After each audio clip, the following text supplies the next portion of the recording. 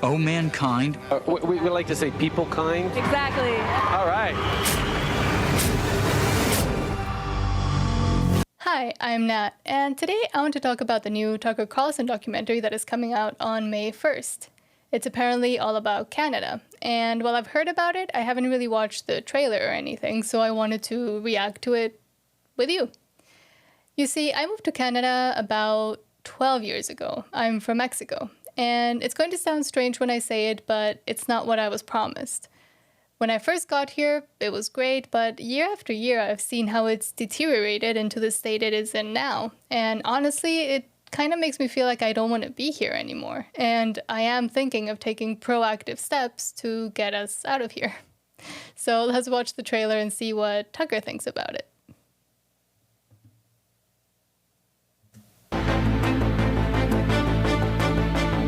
Welcome back from the Fox studio lot in Los Angeles. We're happy to be here. For more than 100 years, the United States has, as a matter of official policy, opposed dictatorships around the world.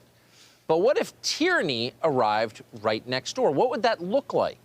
And what would our government do in response? Would we liberate the people living under authoritarian rule as we have around the world? Please. That is the topic of our upcoming Tucker Carlson Originals documentary, Oh, Canada. Here's a first look at what we found. The cost of freedom is always high, but Americans have always paid it. Some nations may be able to turn a blind eye to atrocities in other countries. The United States of America is different. Fortunately for the oppressed, America's influence is considerable. Roger, target mark by Islet.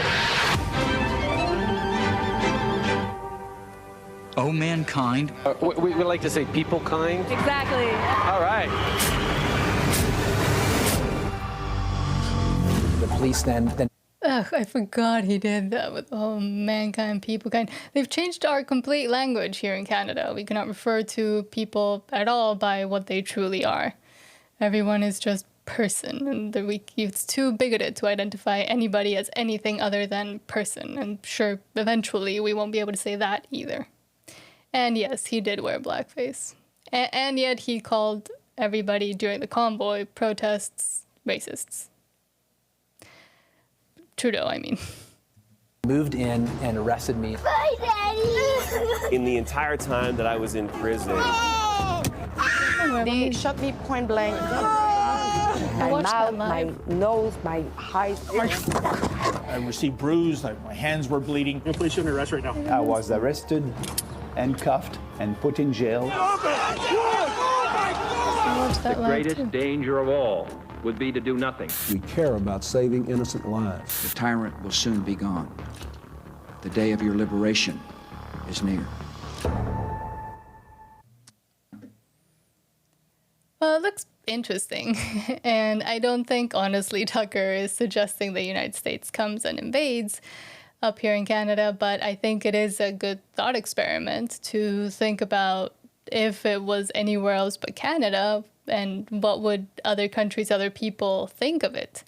I mean, me being from Mexico, when I would tell friends and family back home about things that were going on here during the past 3 years of lockdown, they just wouldn't believe me. When I would tell them things that Trudeau had said, for example, calling everybody at the truckers' convoy protests in Ottawa racists and misogynists, or that he invented and planted German dictator flags for the press to take pictures of, they just wouldn't believe me. So it is an interesting thought experiment, and it's great that he's using independent media and stuff that Rebel News captured during the protests, for example. And I hear that Lauren Southern is also participating, and she's great, and she's exposed a lot of things, and she's suffered greatly for it. I mean, her family, her parents got banned from Airbnb because of things that she said in the past. And that's completely insane, that this level of censorship and control is tolerated by people, and that people don't understand the importance of being able to speak freely, and where censorship and saying people kind instead of mankind, for example, and learning to self-censor yourself gets you, because it's a way for somebody else to silence you without them having to do anything. So I think it's good. I mean, we'll watch it on May 1st and see what we think. Again, I honestly don't think he means, as some of the, I think, reviews or people I've seen online talking about, oh, he wants the US to invade Canada. No, he doesn't. It's just making a point that it is crazy, the where Canada is today.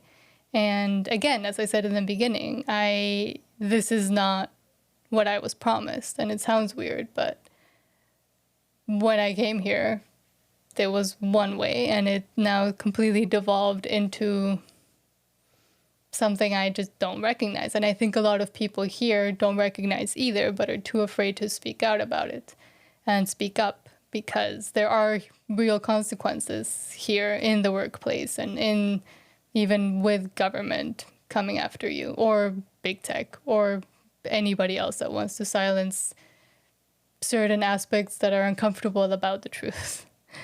So yeah, it'll be good to watch it.